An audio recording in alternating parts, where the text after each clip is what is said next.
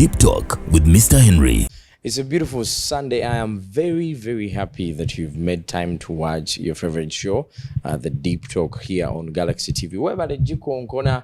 If you're watching this show for the very first time, my name is Mr. Henry, and the name of the show is the Deep Talk. If you have stumbled upon this show on YouTube and you don't subscribe to the family, please make it a point to subscribe. For those of you that have been growing with us, watching every show, commenting, thank you so much. Now, today I have a very extraordinary guest. It's not every day doing it for over 8 years, and you remain on top, remain relevant, remain looking fresh. And one of the things I know about this amazing gentleman is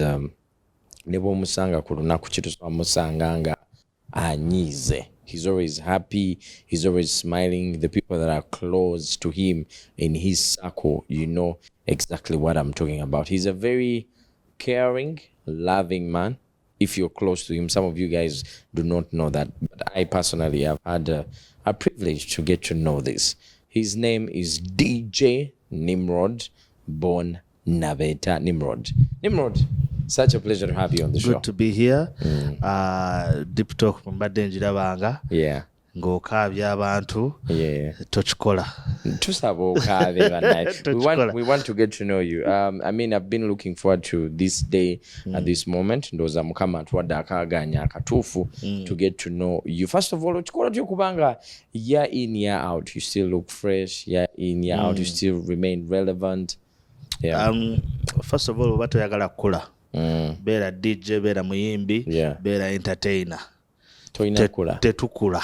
Okitegeera, because about a week ago I saw cute guy with cornrows. Yes. He looks good. Ng'akyanyirira. Okitegeera, abantu bangi nnyo batusoose mu ndongo naye bw'obasanga olaba nga bakyali. It's happiness. Basically, essanyu tosobola kukula nga you're always happy. Nimrod, your name is big. Thank you. The name DJ Nimrod is big. So where does the journey start from for you? I think the journey started from school. Nga tuleeta endongo ku ssomero. At my S5 I was entertainment prefect. Ngaawo kati ndowooza endongo we yatandikira awo. What school are we talking about? St. Stephen's Boyogere. Okay. At my O level as in Chitante Hill School. Kati ate Chitante buli we baleeta parade, abayimbi basooka kuteekawo omuyimbi nga student. Bobby Wine, ba Chameleon, ba Ragadi be bali mu ssomero. Oh, you were in the same school with them? Yes. So me as like in S1, S2. Naye nga buli parade bateekawo omuyimbi. They were students or they were students. They were students. Yes. For them they were I think in S5, S6, me as in like in S1, S2. That's Bobby Wine? Chameleon, Baragadi, bonna bali Chitante Hill. Okay. So from there, at my A level, Nemba entertainment prefect. Yes. I used to even have a group in the school. We used to invite some dancers. Training. I was also a dancer at one point. Oh wow. Nga tulina ka dance group mu ssomero. Zonna nali nzimanyi. Yes. So kati ngate nze ndeeta n'obudanke mu ssomero naye nga nze sizina nnyo awo mu ssomero mbeera wane wa DJ ndaba biki byakola nyiga ki bla bla bla. So I think that's where the passion came out from. Bwe mala S6 some friend of mine agamba nina gaya ina mobile wano ku I think Mutasa Kafero. Yes. Jango jiro mukolera. So ne mu joining he was called DJ Frankie. Nentandika okukola emikolo nga bwe nsoma naye nga free time. Mbeera ndi ku mobile disco ye. Nga nsitula emizindaalo anjigiriza. Basically nga ngenda nshapeninga my DJ skills. First place I worked at was Victoria Tavern. Yali akuteka contract yakuzanyangawo music. So ng'oluusi mobile weberi bweru nga nze nsigala ku bbaala nemba ku bar. Victoria Tavern is yali ku Kampala Road. Wali okyali Mbarara. Yeah, definitely. Mbarara. Yali Kampala Road. One of the best bars those days. Yes. Yeah. So someone was telling me shortly before the interview that there was a time wali okolera ku Laughters. Yes. Now how do you get to Laughters now? So, and how? Yeah. Laughters tuva ku Victoria Tavern ngenda ku another club bagita La Beaujolais yali ku Centenary Park. Yes. Centenary Park meeting Alice Namatovu, who was one of the top bar hosts that time, meeting an Epman, DJ now Epman. Silverback. So Epman yali azanya ku La Bonita. La Bonita bali balina comedy show. I think it was every Wednesday. Yeah. By Alex Mohanji, by Salvador. So he was the DJ for the guys. Okay.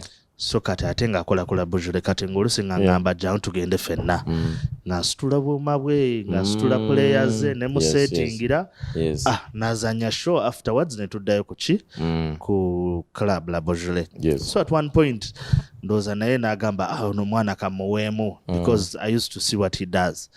So n'atandika okumpa ezo show kati ye nga asettinga up n'atuula mu crowd then nze mba nenzanya show. Yes.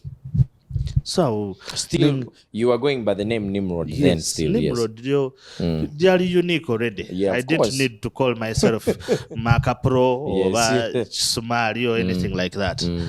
So nentandika kuzanya ezo comedy shows. Then after some time I met another guy called Frank. He had also equipment. Natandika kuzanyira Fun Factory. Babu Jingo. Ku National Theatre there used to be a washing bay wansao. Nenjoining abo Babu Jingo manyo nabo nga bakrackinga jokes kati nga making sure ngamba comedian. Bwoba okolackinga jokes nange nkolaki nteekaamu because naye njagala erinnya lyange likoleki litambule. So ne batandika okunkuba abo ba Abe Mukiibi nga bankolamu jokes bla bla bla. So the name kept growing. So from Centenary Park, from Fun Factory, ne meeting at Dr. Innocent. Okay. Because Blue Cube yali an SMS partner nga ye sponsoring that show. Okay. Meanwhile fe nga fa bateekawo mobile disco eyokukolerako. So finding out Innocent ayina ebbaala ebugoloobi Virgin Island. Nemugamba nemujogera naye nemugamba Blood lwaki tompaamu wali wansi nembakuba era kati nze I'm the kind of DJ whereby bwompaamu nze sikitwala nga mpaddemu guba mulimu okitegeera. So ntuuka ku Centenary ku Virgin Island mbakuba balangi kuba nenjiwunzika. He used to have a partner erinnya ndyerabidde those two twins some guys over Darius. Naye nga bo tebanjagala. Why? I don't know. Just tebakusima. They were business partners. So bo kale nga tebanfiiringa naye nga Innocent ye nze maze okuimpressinga njikubye ebbaala njiwunzise. So he'd call me like once in a while. So I think afterwards they separated na Club Amnesia nenva ku Virgin Island ne DJ Herbert. Herbert was also at Virgin Island. Yes, he was, I think, the bottle boy there. So I was the star for him. He was technical. So netukola Club Amnesia, the very first party. For some of you that don't know where Club Amnesia was, Kulera Waguru. Awali also from Arouge. You missed out on beautiful memories. Yes, Amnesia Ja. Era fa basoko jikubira ddala. The very first party that was in Amnesia was the late Pius's birthday. I remember that night very well. It was even an open bar. Wow. Twazinira ne mu cement bikibi nga tennaba kugwa, but we had wired sound bukibi yali eyimba naye nga just tusigaza cleaning up. But that night after the birthday is when we actually decided to open. So the following day is when we opened officially. Amnesia. Our story again a mass. So you back. This is before Galaxy Radio and that TV. is before Galaxy, because Galaxy came in between Amnesia kati owa mobile omuvaako kati ekintu kikwatira ddala kati mbavaako abamu bampayiriza mbonabba ebyuma that guy who trained me gwe nasooka okukola naye yanteekako n'abantambulira because I used to have a key to the office. He had a key, I had a key. So at one point I think somebody broke into the office, stole equipment, and he said I'd stolen it. So you need to breaking up. Nanteekako n'abantu ne batandika okuntambulirako. But still they found nothing. Then Noli naye yagenda n'akola ebibye kati bwe natandika okuddamu Amnesia biki mobile nenzivaako. So what role now do you take up ku Amnesia? Ku Amnesia as resident DJ. Me and Herbert were resident DJ. That's when others kept coming in. Guest DJs Aluda, Basise. Already kati abo bamanyi network ogirimu, you assisting in bringing them. Then of course we used to have artists every Tuesday and Thursday was a campus night. So our omukwano gw'abayimbi ne gutandika okulinyaawo babebe bakamiri babobi. Yes. So now Amnesia is booming. When does the radio story happen now for you to become a radio? But at that point in life, wali olowooza obulamu bwo bulagawa? Nze nali njagala, my dream was to become a star, whether TV, radio or DJing or an artist. Naye nagenda okulaba because of bbala ze nali nkolamu nga ndaba abayimbi bazunga nnyo bansaba bazanyo this I won't handle because kati nze ate nsabiriza DJ okuzanya kigera. So that's when I decided to be a DJ. Nengamba wano kati wemba nsigalira ddala buli omu ajja kuntuukirira whatsoever. Had you like tried the different medias that were around? No. I had tried TV. That time East Africa TV came to Uganda. They were looking for a presenter. So, registering. About 1,000 people came to audition. Huge. 1,000 nga baagala ogwo. Nengamba nze Nimrod waawe omukiga. Sina wadde ka experience naka. Yes. So we went audition. Hi, DJ NIMROD, East African TV, blah, blah, blah, blah. Then again, okulaba nga awo tewali future because out of 1,000 people, you're looking for just one guy. Just one person, yeah. Awo ne kigana. Basically, that's the only TV area I had tried. With radio, I'd started befriending the likes of Roger Mugisha. Though Roger, I'd not, at that time was at what radio? At Sanyo FM. But I'd never stepped there. Sometimes he would come to the club wakata onembonga na ye because I was the DJ in so nabo twali tukwatagana bulungi. But I'd never stepped at inside any radio station kutandika kukolola or anything like that. Yes. So that's where in the middle of Amnesia, Innocent gets the idea of putting up a radio station. Amnesia mugivuze nga banga kina. Myaka nga 5. Wow. Amazing. Yes. So tugivuze myaka nga 5 then nebafuna idea kola radio.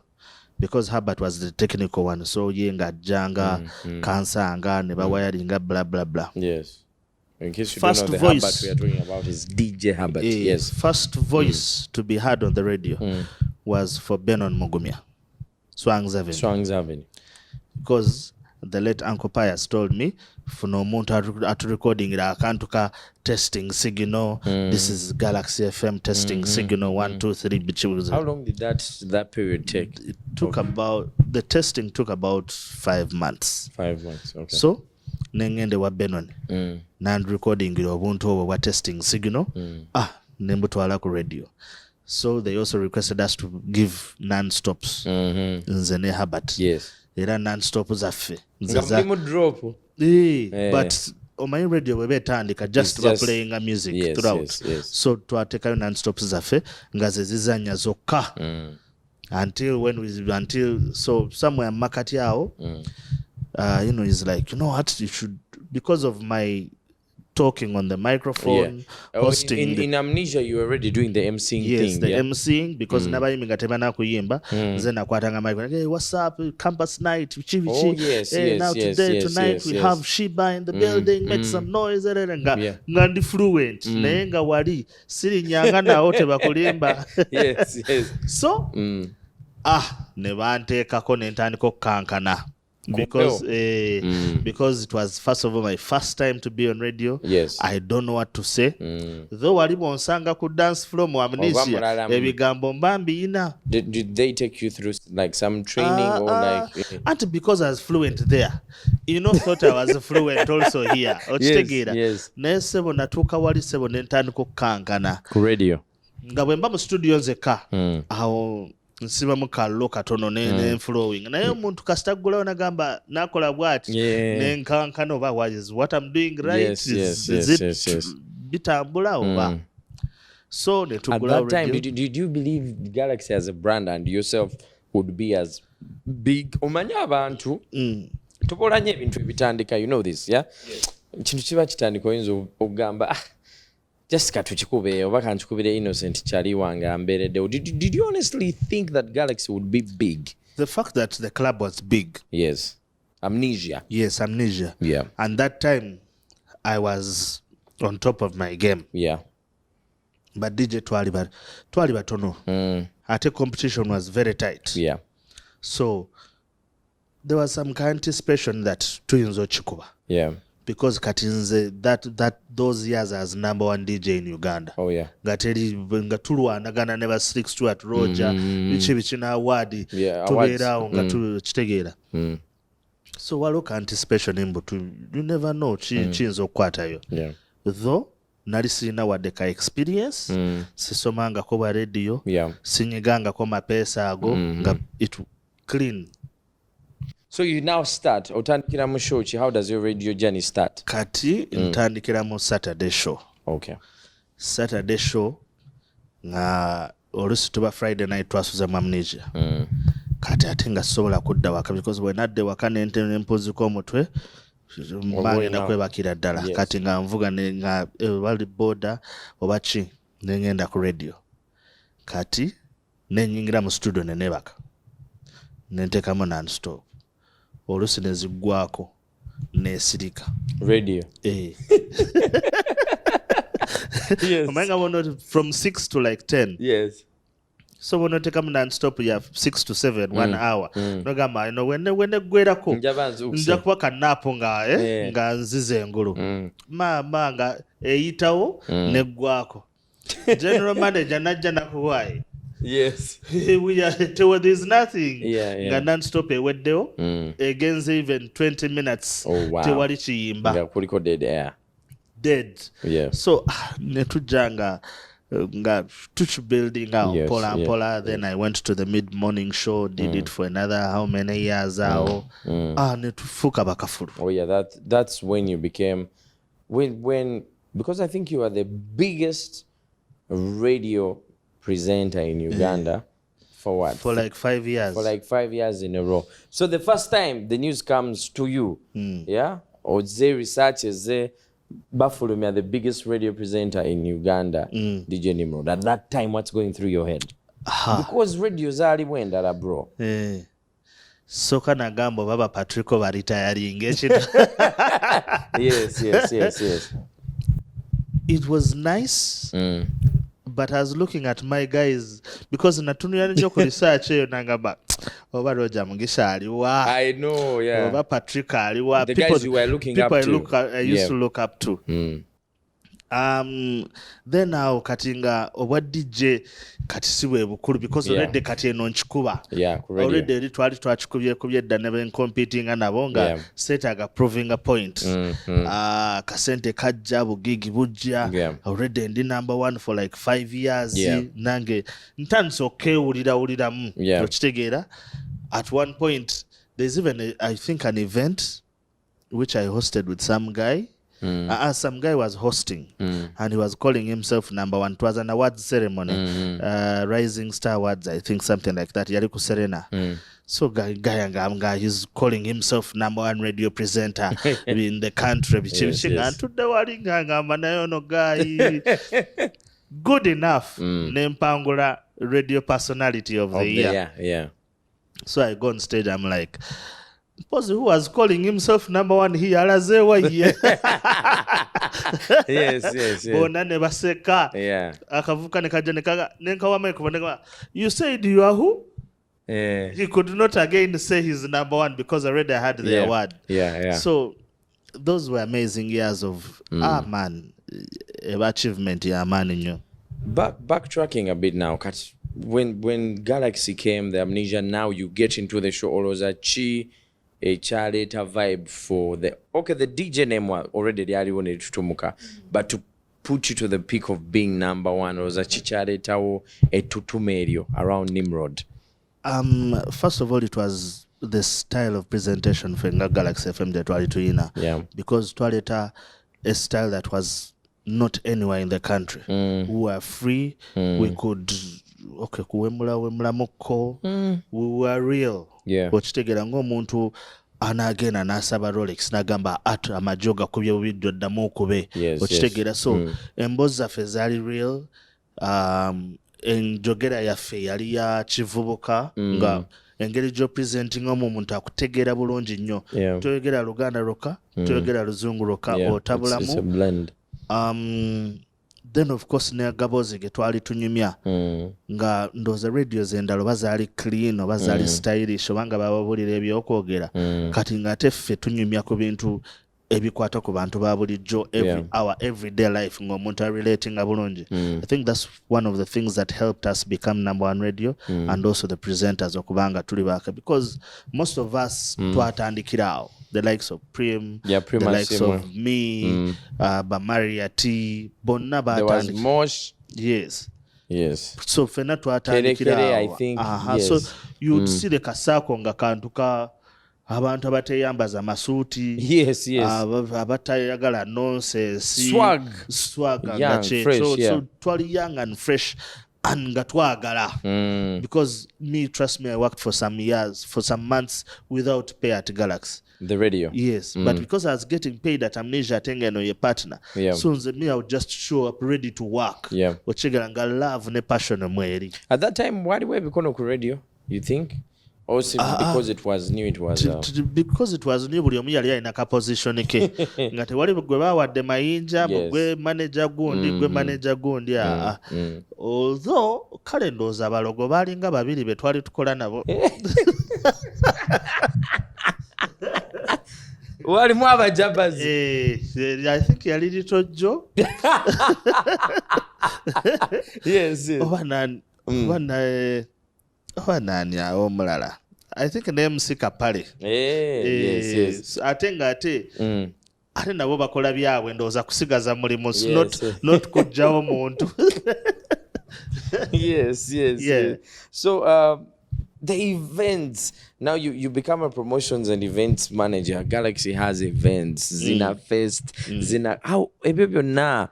Because you're now among the few testimonies that are left to tell the story of how all the things start. Zina Awards, Zina Festival, Zina Carnival, Sosh, Biona.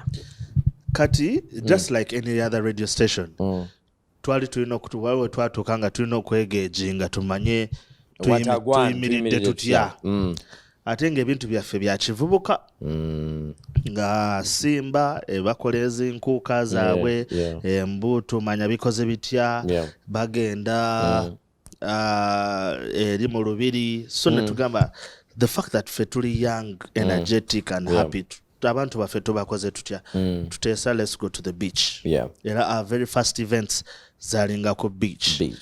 That's how we started breaking down our usual events. So netsoka tugenda ku Lido Beach ne tukikubaawo, ne tuddayo second round, third round, ne tutandika okubuildinga fan base yaffe bwetyo. Makati awo nange nentandika okukola parties ezange za DJ Nimrod. Era twasookera ndowooza mu Black, era sira at Lido Beach. You did a black party? I did like 2-3 black parties.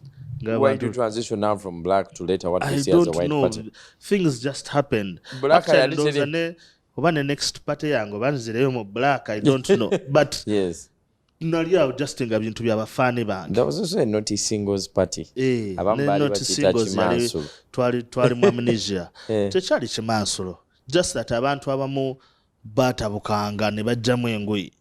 On a real?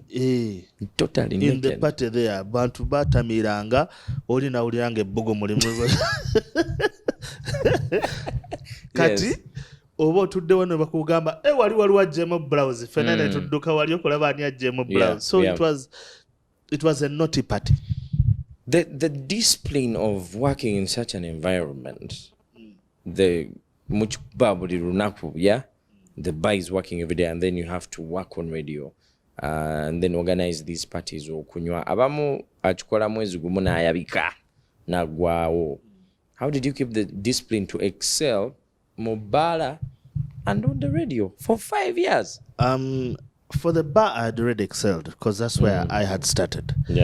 Then still I excelled at the radio. Kati waliwo tukanga you used and chintu cha bulijjo chobo inokola every single day. Of course otuka no yabika because makati awo nafunanga mu bulwadde oba nga just need like 3 days rest and things like that.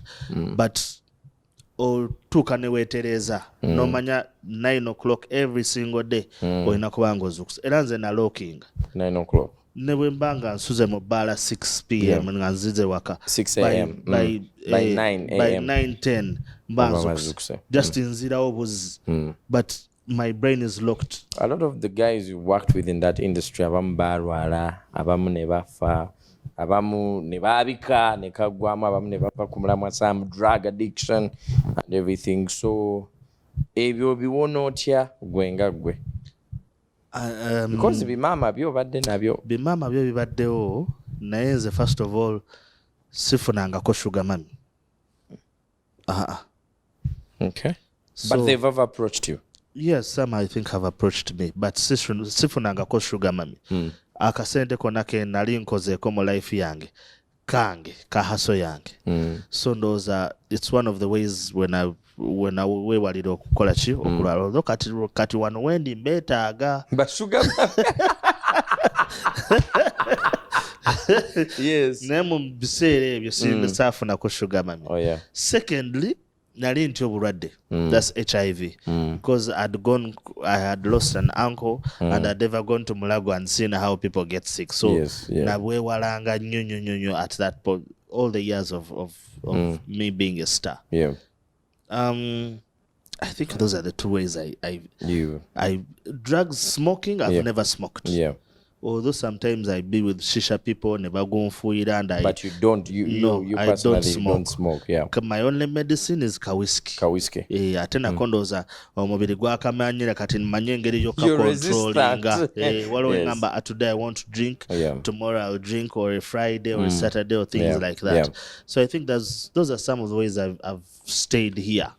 We're still with DJ Nimrod. The name of the show is The Deep Talk. What does it take to be a top DJ in a very competitive market and remain disciplined? What does it take to be a very, very top radio presenter for 5 years in a row? You move from a show, you do another show, now you know just it when it becomes a top show. After the break, that's what we're going to talk about. My name is Mr. Henry Tovao.